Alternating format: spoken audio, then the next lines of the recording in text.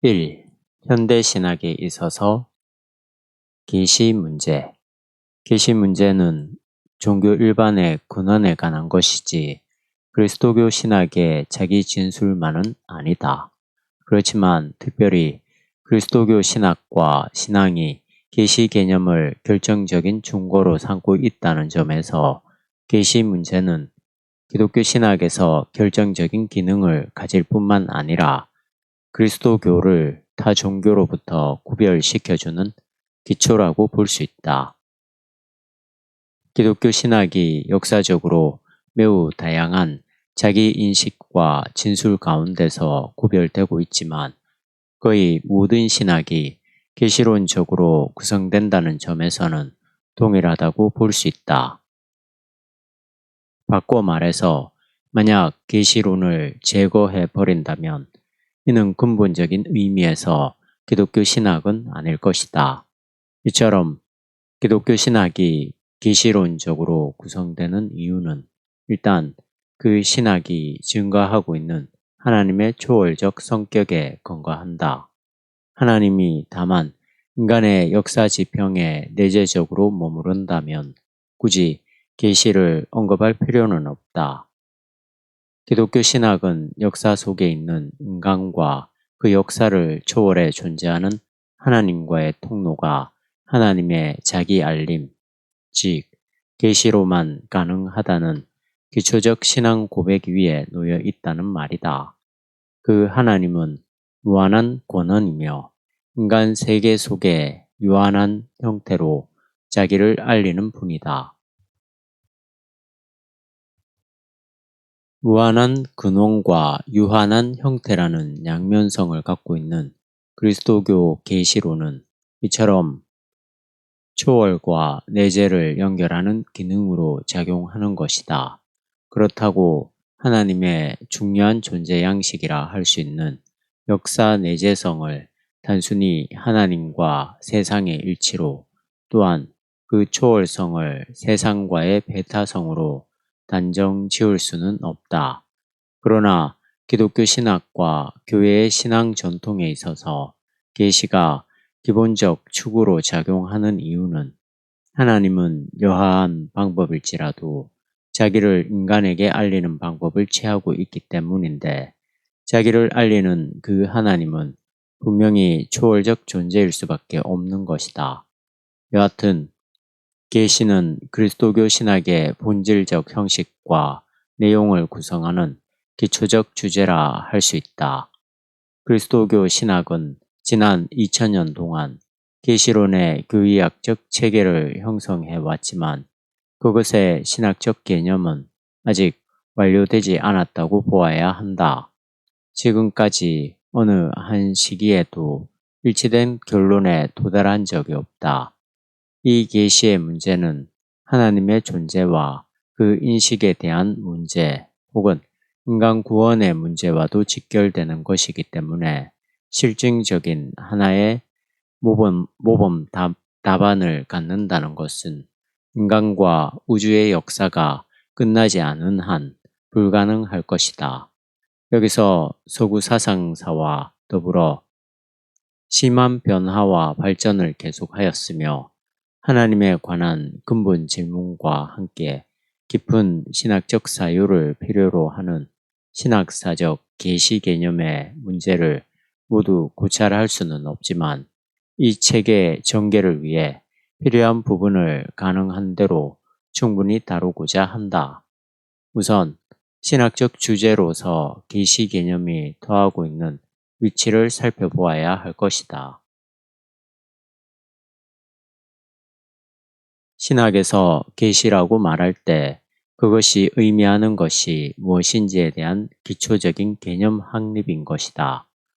다음으로 기독교 신학에 있어서 계시 문제가 어떻게 발생하였으며 계시 논쟁이 어떻게 확장되었는지 그리고 계시 이해가 어떻게 새로운 지평으로 전환되었는지를 검토할 필요가 있을 것이다. 이러한 계시 논쟁의 과정을 거치게 되면 현대 신학에 있어서 계시론 문제가 어디에 와 있는지 어느 정도 드러나게 될 것이며 아울러 역사로서의 계시를 피력하고 있는 판넨베르크의 계시 이해가 어떻게 계시 논의의 정황 가운데서 출발되고 있는지 밝혀질 것으로 생각된다. 1. 신학적 주제로서의 계시. 앞으로 다루겠지만 계시 논의는 소위 변증법 신학자들에 의해 신학의 중심 주제로 부각되었다. 그 이전의 19세기 자유주의 신학에서 계시의 의미는 별로 중요하지 않았다.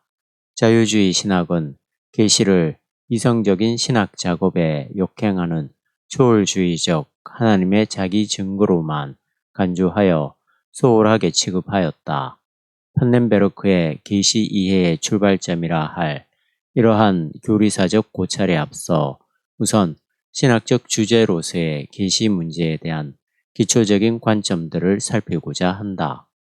이 작업은 일반적으로 계시를 논할 때 관련되는 문제들이 무엇인지에 대한 기본 이해이며 또한 판넨베르크의 계시론에 접근하기 위해 필요하다고 생각되는 최소한의 범주 설정이다.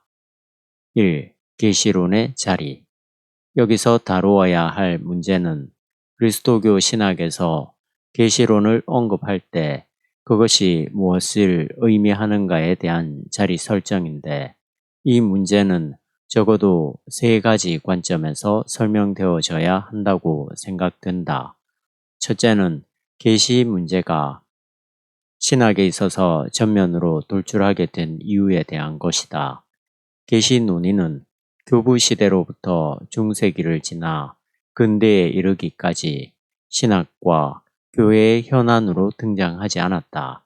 교회는 모든 교회에 대한 이미 주어진 당연한 대답을 소유하고 있었기 때문에 그리스도인들에게 그 내용을 전달하기만 하면 충분했다.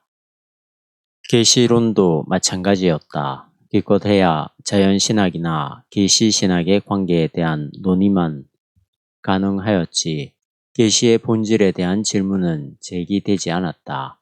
로마 가톨릭 교회는 여전히 교회의 권위로서 모든 교리의 정당성을 유지하였고 프로테스탄트 교회는 성서의 절대 권위에 의존하여 계시 문제를 비롯한 교회의 재반 교의를 규정할 수 있었다. 양자 모두 일종의 독단적 계시 이해에 기초하고 있었다고 보아야 한다. 그러나 계몽주의는 이러한 그리스도교의 독단적 계시 주장을 더 이상 허락하지 않았다. 자연과학의 발전과 역사 철학의 새로운 전개는 교회의 교리 문답과 같은 가르침에 대해 근본적인 문제를 제기하게 되었다. 교회는 세상을 향해 교회가 진술하는 그 가르침의 근거에 대해 설명해야 할 처지에 놓이게 되었다. 왜 교회는 구원의 기구가 될 수 있는지, 왜 성직자는 세상 사람들에 비해 특별한 권위를 갖고 있는지, 성례전에 참여해야 할 이유는 무엇인지, 이러한 교회의 유무형적 도구마와 조직에 대한 합리적 답변이 요청된 것이다. 이제 교회는 당연한 질서가 될 수 없었다. 교회는 교회의 가르침이 진리라는 것을 어떻게 알 수 있는가? 이것은 바로 교회가 말하는 진리의 인식 근거가 무엇인가에 대한 질문이다. 교회의 도그마에 대한 세상의 인식론적 도전 앞에서 교회는 계시 사상을 말할 수밖에 없었다. 그러므로 계시론은 그리스도 교회의 인식론적 근거에 대한 문제로부터 발생한 개념이라는 말이다. 둘째는 오늘의 시점에서 볼 때 계시 개념은 알트하우스가 계시 개념의 과잉이라고 비판한 교회의 인식론적 방어 수단으로서가 아니라 그리스도교 신학이 취하는 진리 이해의 가장 기본적인 틀이라는 관점을 놓치지 말아야 한다는 점이다. 따라서 이제 그리스도교 신학에서 언급되는 계시는 어떤 일련의 비밀스러운 진리를 초자연적으로 열어 보이는 하나님의 사역으로서만이 아니라 그리스도교 신학이 인간과 세계 그리고 역사를 규정하고 해석할 수 있는 근거로서의 하나님의 자기 노출이기 때문에 그리스도교 신학은 계시 문제를 더욱 적극적인 면에서 논의해야만 할 것이다. 계시는 차 안의 문제에 반하는 피 안의 세계를 말하는 것만이 아니며 또한 역사의 문제를 초월적인 것으로 간단히 해결하려는 신학의 편의주의도 아니다. 계시론적 주제는 오히려 적극적인 의미에서 하나님이 인간의 의식 안으로 행위자로서 돌입하는 하나의 사건이기 때문에 세상을 향한 그리스도교 신학의 자기 규정이라고 할 수 있다. 이런 면에서 오늘의 신학은 바로 이 계시를 어떻게 이해하느냐에 따라서 구분될 수 있다고 하겠다. 말하자면 계시 문제가 신학의 모든 주제를 견인해 나간다고 보아야 옳을 것이다. 셋째는 바로 위에서 언급한 것과 관련된 것으로서 계시의 현실적 성격의 중요성이다.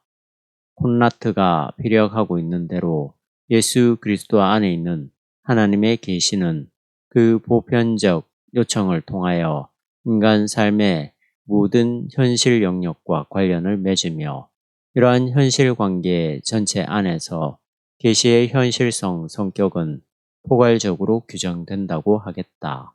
이처럼 계시가 인간을 향한 하나님의 자기 알림이라면 그 구조와 내용은 인간 삶의 현실성에 근거해야 할 것이다. 인간은 구체적인 현실성을 통하여 이 땅 위에 존재하며 그 현존 가운데 놓여 있기 때문에 계시가 인간 구원을 목적으로 할진대 당연히 인간학적 현실성의 바탕을 상실하지 말아야 한다. 성서의 계시 표상이 아무리 초월적이고 관념적인 구조를 구성하고 있을지라도 결국 인간 삶의 기초에서 올바르게 해석되어야만 건강한 계시적 의미를 확보할 수 있을 것이다. 그리스도교 교회는 전통적으로 그리고 아직까지도 계시 이해를 비현실적인 초월의 차원으로 올려놓을수록 더욱 권위적인 것으로 생각하는 경향이 없지 않았다. 인간 삶의 내용이 전혀 고려되지 않은 세상 너머의 비합리적 사건을 계시의 계시로 이해한다는 말이다. 신학이 근본적으로 형이상학적 지평에서 논의된다고 하는 주장이 틀린 것은 아니지만 형이상학이라 해서 그것이 곧 비현실성을 가리키는 것은 아니며 물리학이라 해서 유물론적인 것만은 아니다.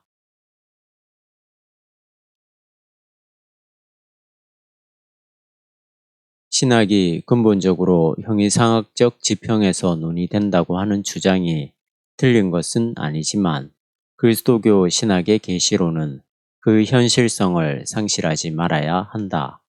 본헤퍼가 자연적인 것, 즉 이 세상의 현실성을 하나님의 은총의 적대적인 것으로 보지 않고 그것을 복음으로 해석함으로써 이 세상의 현실적 삶에 대한 긍정과 인간의 윤리적 책임감을 요청하고 있는데 이는 매우 정당하다고 생각된다.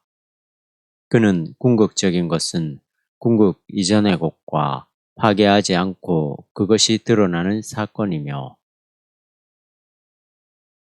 장소이기 때문에 그리스도교적 삶이란 궁극 이전의 것, 즉 현실적인 삶을 파괴하는 것도 아니고 그렇다고 성화하는 것도 아니며 예수 그리스도 안에서 하나가 된 하나님의 현실성과 인간의 현실성이 중요하다고 주장한다. 그러므로 그리스도교의 계시는 교회가 자신의 도구말을 합리화하기 위한 인식론적 근거로서만이 아니라 이 세계 전체를 하나님의 구원론적 지평으로 확대하고 또한 하나님과 그의 구원 의지를 인간과 세계와 역사 안에서 표명하기 위한 핵심적 신학 주제다. 2. 계시와 성서, 이성, 진리. 그리스도교 신학에 있어서 계시 논의는 기본적으로 세 가지 점에서 주변의 다른 주제들과 연관을 맺고 있다. 이 말은 일반적으로 그리스도교 신학의 계시 이해에 필요한 세 가지 지평을 이루는 것이다. 첫째로 고려해야 할 점은 계시와 성서와의 관계를 정립해야 한다는 사실이다. 성서는 그리스도교 신학과 교회의 경전으로서 모든 교회 구조의 규범이라는 면에서 계시를 논의함에 있어서 당연히 이 두 개념의 관계 설정이 기본적으로 중요하다. 만약 성서를 유일한 계시라고 단정해 버린다면 더 이상 계시 논의는 무의미하게 되며 신학은 오직 성서를 주석하는 것으로 충분할지 모른다. 그러나 성서론에 대한 로마 가톨릭과의 시각 차이를 언급할 필요도 없이 성서와 계시를 동일시하는 데는 문제가 없지 않을 것이며 그러한 극단적인 주장은 신학적으로 정당하다고 인정받기 힘들 것이다. 성서가 예수 그리스도를 알리는 가장 원초적인 자료라는 점에서 아무도 이 일을 달지 않겠지만 이미 성서의 역사 비평을 거쳐온 오늘의 신학 안에서 성서와 계시의 동일시를 일방적으로 강조할 수는 없다. 비록 그것을 주장하려고 하더라도 그에 상응하는 보편적 근거와 이유를 충분히 제공해야만 한다. 이런 점에서 계시론은 성서와의 관계 설정에 따라 매우 다르게 전개될 수 있으며 또한 그러한 논쟁이 지속적으로 전개되어야만 한다. 칼 바르트의 신학이 성서 객관주의라고 일컬어지듯이 그는 주가 말씀했다는 명제를 통하여 말씀을 신학의 유일한 대상으로 삼고 있으며 말씀 계시론을 가장 확고하게 지지하였을 뿐만 아니라 성서로부터 모든 신학적 틀을 구성시키고 있다. 물론 바르트가 말씀 개념을 쓰여진 성서로만 생각하는 것은 아니지만 그럼에도 불구하고 성서에서 하나님의 자기 알림인 계시를 가장 적절하고 독특하게 경험할 수 있다고 주장한다는 점만은 사실이다. 그러나 현대 신학에서 성서를 유일한 계시로 보거나 계시와 일치시키고 있지는 않다. 성서는 계시 이해를 위한 하나의 도구라고 본다. 필만도 다음과 같이 성서를 하나님 말씀과 구별하여 설명하는 시제의 의견에 동의한다. 우리는 일단 다음과 같이 요약해서 말할 수 있다. 성서를 하나님의 말씀과 전적으로 일치시킬 수는 없다. 하나님의 말씀을 정언할 뿐이다. 정언과 정언된 것은 분리될 수 없으나 구별되어져야 한다. 성서 본문은 하나님의 목소리 자체가 아니라 성대일 뿐이다. 물론 성서론 논의만 해도 매우 다양한 입장으로 나뉘어지지만 극단적인 근본주의자가 아니라면 문자적인 의미에서 성서를 계시와 직결시키려는 시도에 아무도 동의하지 않을 것이다.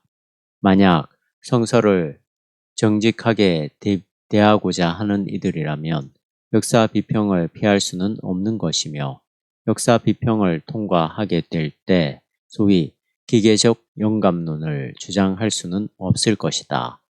이 자리에서 성서론 논쟁을 총괄적으로 언급할 필요는 없다. 어떠한 입장을 취하든지 계시 이해에 있어서 중요한 점은 성서관에 따라 상이한 견해로 구분될 수 있다는 것, 즉 계시 이해는 성서와 매우 밀접한 관계 속에서 진행된다는 점을 분명히 하는 것으로 충분하다고 본다. 둘째로 계시 논의에 관련된 개념은 이성이다. 전통적으로 이성은 계시와 반대되는 개념으로 간주되었다.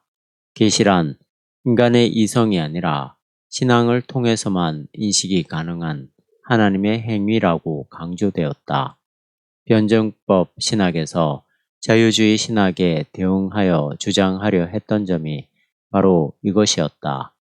이러한 전통적 입장에서 볼 때 하나님이 알려주어야만 알려지는 진리가 바로 계시이지, 인간의 이성적인 인식 행위로 도달할 수 있는 진리를 계시라고 생각하지 않는다.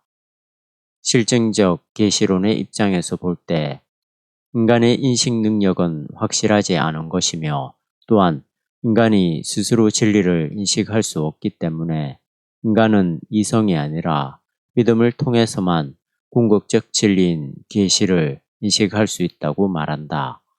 이와 같이 이성과 계시를 이분법적으로 생각하여 계시 인식을 오직 믿음이라는 틀로 제한하려는 것은 고전적 존재론에 근거한 하나님 이해 때문이라고 생각된다. 이러한 하나님은 항상 인간 세계 건너편에 초월적으로 존재하기 때문에 인간의 이성이 접근할 수 없는 분으로 남아 있게 된다. 그러나 반드시 이성을 그리스도교 계시와 반대되는 개념으로 규정할 필요는 없을 것이다. 만약 그리스도교의 하나님이 인간의 이성적 인식의 한계 밖에만 존재한다면, 따라서 그 하나님은 인간의 이성을 뛰어넘어 자기를 계시한다면 그 하나님은 인간과 상관없는 존재라는 비판이 가능할 뿐만 아니라, 인간이 하나님을 인식하지 못하는 것에 대한 책임이 인간에게 있지 않고 오히려 하나님에게 있다는 무신론적 비판이 가능하다. 안셀름의 알기 위해서 믿으라는 명제 이후로 발생한 인식과 신앙의 우선순위에 대한 질문은 또 하나의 다른 논쟁거리이기 때문에 이 자리에서 복잡한 논의를 더 이상 전개할 필요는 없다고 생각한다. 다만 하나님을 신앙한다는 것이 그를 인식하려는 인간의 이성적 행위를 불필요하게 만들지는 않는다는 점을 분명히 해야 할 것이다. 계시가 전적인 하나님의 자기 노출이라는 점을 전제한다고 하더라도 인간적 이성의 영역을 완전히 부정한다는 것은 그리스도교 신학을 점차로 축소시키는 결과를 가져오지 않을까 하는 염려를 낳게 한다. 그리스도교 신학이 하나님의 초월성을 부정할 수 없음은 당연하지만 그 초월이라는 것이 인간에 의해 형상화될 수 없다는 의미이지, 인간과 전혀 무관하게 혹은 인간의 인식 능력 건너편에 존재론적으로 초월해 있다는 의미는 아닐 것이다. 이렇게 볼 때 신앙한다는 것과 인식한다는 것은 계시 문제에 있어서 두 개의 핵심적 기둥과 같은 것이라고 보아야 한다. 그리스도교 교회는 전통적으로 지나치게 계시와 이성을 유언론적으로 나누어 생각하였다. 계시를 인식하는 데 있어서 신앙이냐 혹은 이성이냐의 이와 같은 양자택일의 접근은 자칫하면 큰 오류에 빠질 위험성을 갖는다. 신앙은 이성에 근거하여 그 정당성을 보장받을 수 있으며, 이성은 신앙을 통하여 이성의 한계를 극복할 수도 있을 것이다. 이 점에 대해 필만은 신앙은 항상 주관적이면서 동시에 객관적인 신앙이며, 근거이면서 동시에 내용이고, 신뢰이면서 동시에 통찰일 뿐만 아니라 당신에 대한 신앙이면서 동시에 사실에 대한 신앙이다. 고 올바르게 양자의 관계를 설명해 주고 있다.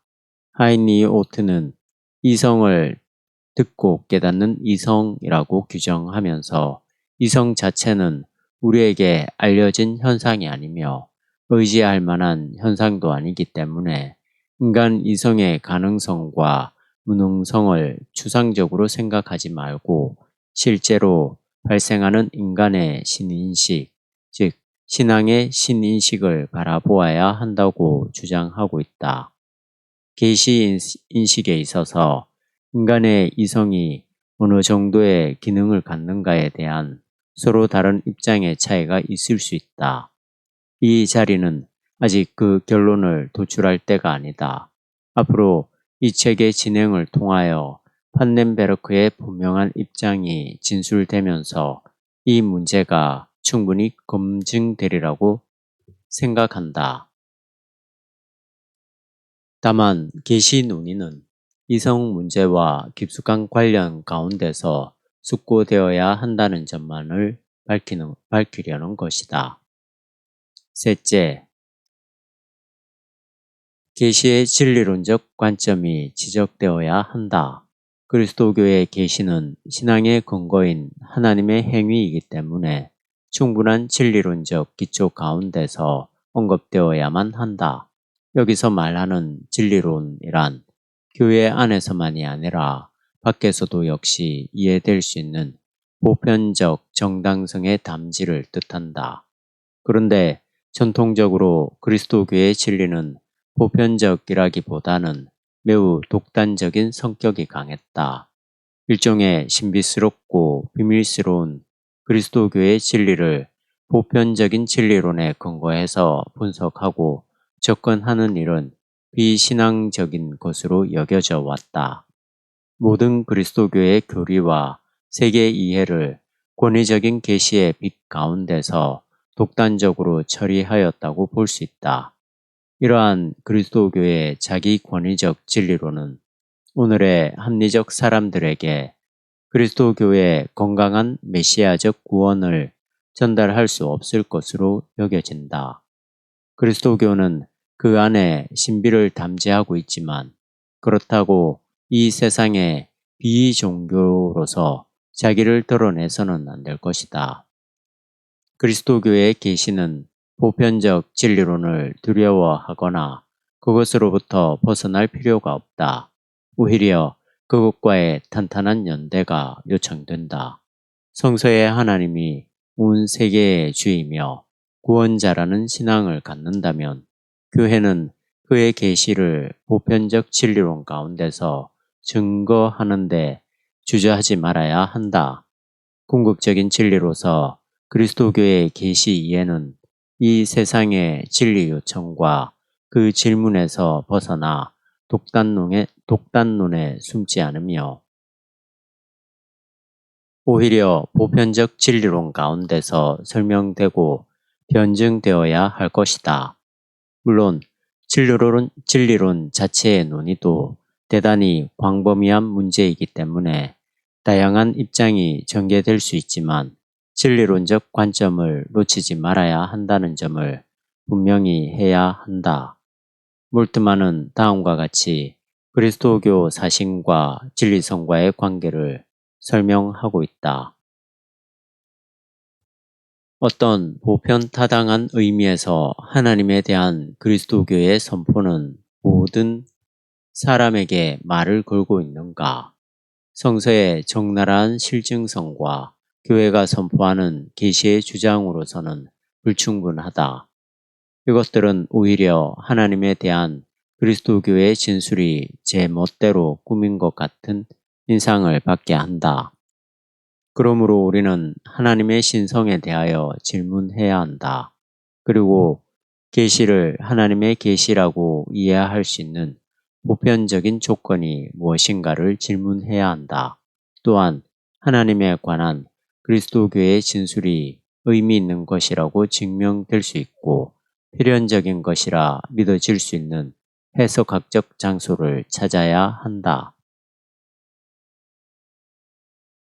이와 같이 그리스도교 신앙의 내용이 어떻게 참된 것으로 증명될 수 있는가 혹은 증명이라는 표현이 비신앙적이라고 생각된다면 변증될 수 있는가라는 질문 앞에서 교회가 이 세상을 구원하는 하나님을 증거하려 한다면 그리스도교의 계시가 보편적인 진리 이해와 상충되는 것이 아니라는 점을 밝히는데 주저하지 말아야 할 뿐만 아니라 적극적으로 그런 노력에 힘을 쏟아야 할 것이다. 위에서 간략하게 고찰한 계시와 성서, 이성, 진리의 연관 문제는 판넨베르크의 역사 계시를 이해하기 위해서 피할 수 없는 관점들이다. 앞으로 그의 해석학을 다룰 때 이 문제가 비교적 자세하게 언급될 것이다.